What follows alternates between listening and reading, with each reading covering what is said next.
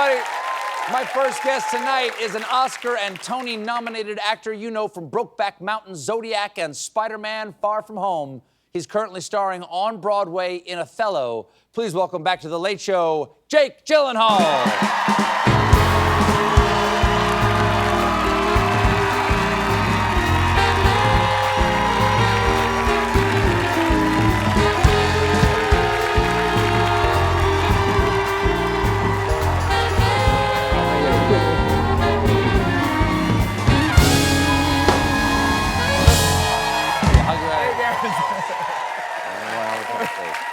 Hey, nice to see you. Nice to see you too. It's always lovely to talk to you. I'm not gonna hug you down there. I'm gonna hug you here. I understand. Listen, man. How are you? How are you doing? So well. How are you? I'm doing beautifully, but not as beautifully as you are, because you just did this extraordinary thing. Last night was the opening night of Othello on Broadway, starring you and Denzel Washington. Yeah. And that's a milestone in your career, not only to play Iago, to be on stage on Broadway, but to do that with Denzel. Yeah. Well, how was the evening? Extraordinary. It really was. It was an incredible group of people. It was, I was here last and I spoke about it with you. I don't know if you remember. No, I do remember. We spoke you were a little about it. nervous. I was a little nervous. I was, you know, the idea of doing Shakespeare just generally is just, you know, frightening. But then think about doing it with one of your, you know, your idols, your acting idols, and going toe-to-toe in that way was even more imposing. So to do it and to have done it in front of the audience that we did it from, I mean, you guys really are the best audience, but we bust them in from your show last night. Did you? Yeah. Heard there was you guys have had a long 24 hours, huh? You were exactly. at the... No, really, it was an incredible group of people. And most of all, we had President Biden there, but we also Biden was there? Biden was there. Wow. He hasn't been out and about much. It was a true honor. And then, you know, for me, the biggest honor was my family being there to be able to see it, because you know, it's lovely. like, yeah, it was really Lovely. Yeah. That didn't get as much of an applause as Biden. No. My family's great. They don't know your family. Yeah, Maggie. Maybe, yeah, maybe. Maggie, Maybe they would they have do. applauded more. So I'm curious about sort of the nervousness about, was it Shakespeare? Was there something about Iago himself?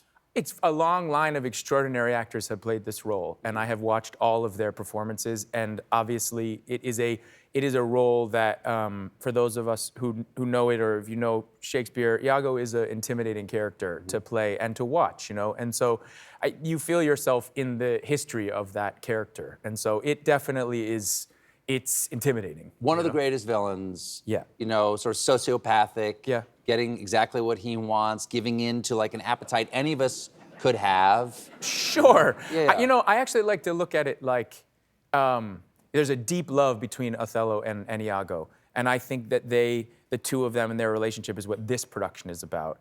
And I think what Iago does, all the kind of cliches that tend to get thrown on Iago, hopefully kind of slip away a little bit. Like all the words that I said. All like those, yeah, all of like those that. things. But, okay, yeah. But he is... Let's edit that part out, please. He is known as one of Shakespeare's great villains, yes. Yeah, that is for sure. And that is intimidating. So you think there is love there and that he's brokenhearted, that's why... I think that the two of them have been through battle upon battle. They have done things for each other to save each other's lives, to be there for each other in ways that I think Iago probably feels no one else could or has ever or will ever do. And I think at the beginning of the play, you know, Othello himself says, it's been 9 months since they've seen any battle. So these are two soldiers who have been at battle for 7 years before that, pretty much all the time, and then they have a 9-month break. And in that 9-month break, Othello falls in love with Desdemona. And also decides that he's gonna appoint someone else as his lieutenant. There you go. And in that, you know, there you go. I mean, yeah, there are a number of reasons for that, to the jealousy to start. Yeah. But evil counselor is one of the, because he's an evil counselor to Othello. Is that a direct, that's not, is that in the play? No, I just. That's a word, that's a phrase you made up. Yeah. It's actually sort of from Dante. It's like the evil counselor. The false counselor. Yeah, I mean, we're sort of slipping into cliche, but yeah, sure, he is, yeah. No big deal. throwing out Dante, you know. Let's talk about Spider-Man again. Who'd you play in that? You played Bubblehead? You played Bubblehead in that one? He had a fishbowl on his head. He's not really a bubble. Look, slipping in cliche again. Okay. It's just, it's not a bubble. It's sort of made of glass, and but it is really. Yeah, we're good. I've tried so hard. I think the journey of him is that as much as everybody wants to paint him that way, in the play, everyone calls him Honest Iago. He is the most, they consider to be the most honest character in the play, at least all the other characters do. Yeah. Yeah, I read it. Anyway. Never seen your version of it. Clearly. I saw Liev Schreiber at BAM. He was really good. High bar, buddy. High bar. I guess I was describing Liev's performance. I was describing his performance, which is so indelible. It's so indelible. I mean, I'm really going to be seeing him the whole time. My God. The whole time, yeah. God, Kimmel's a really great place to go. Do you have any pre-show? Do you have any pre-show rituals that you do? I have things I always have to do backstage, and I'm not doing Iago. But I'm on a Broadway stage, and before I come out here, there are things I absolutely have to do, so I kind of feel, I would say, just neutral to enter stage. Wow. I like, there are these really great honey lollipops I've been using for my throat. Sure. That's a ritual, I guess.